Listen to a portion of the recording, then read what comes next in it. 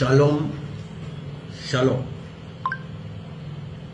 Kinshasa, mercredi 29 janvier 2025. Ici, c'est l'honorable Bitakwira Bihonahai Justin qui vous parle, comme je viens de le dire, de Kinshasa. Nous suivons tous de très près ce qui se passe en République démocratique du Congo en général, dans le nord Kivu et dans le sud Kivu, pour ne pas parler de l'est de la République démocratique du Congo. Des chars de combat, des bombes, des tueries,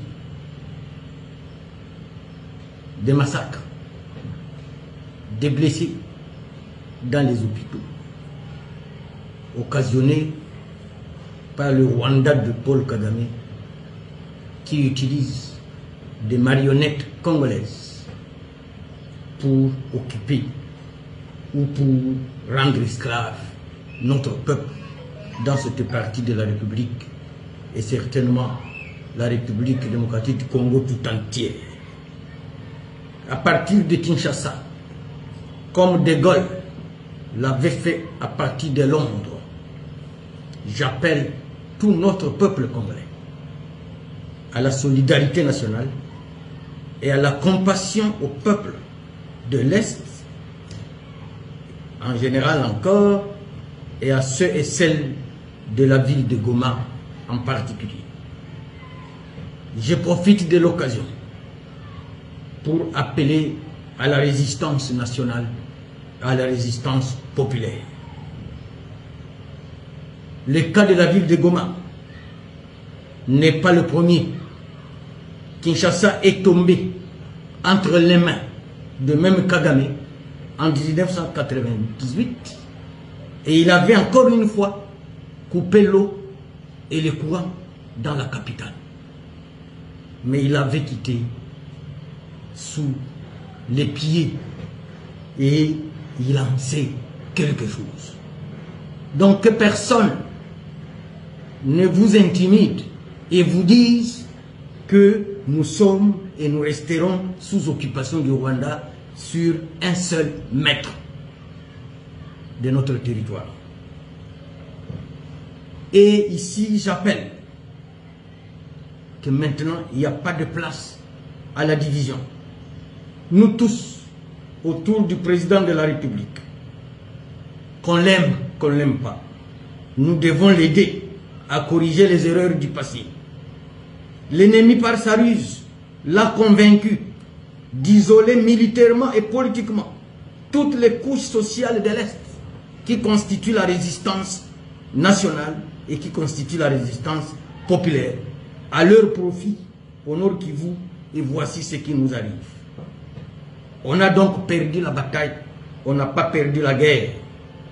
Croisons les doigts, unissons-nous comme un seul homme, comme une seule femme et une seule jeunesse face à l'humiliation de tout un peuple et de toute une jeunesse par Paul Kagame et ses supplétifs.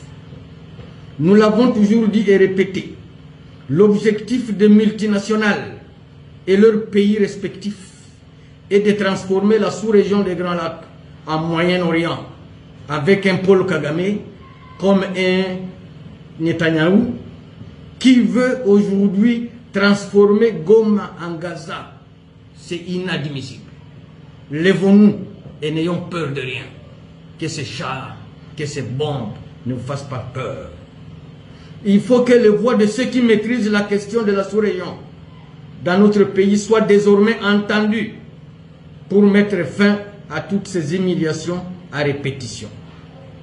Pourquoi avons-nous laissé Bunagana toutes ces années sans le récupérer? Or, c'était possible.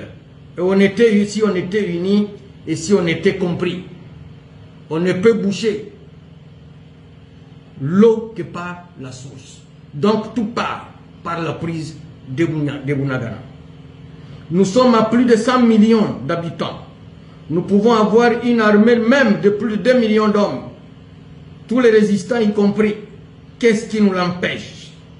Au président Félix Tshisekedi Tshilombo, avec tous nos respects et révérences, qu'il faut changer désormais les fusils d'épaule et compter sur toutes les intelligences et les énergies nationales.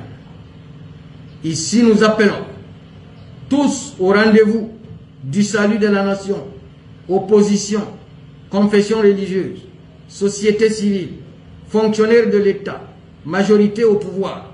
Lèvons-nous, on a perdu la bataille et non la guerre.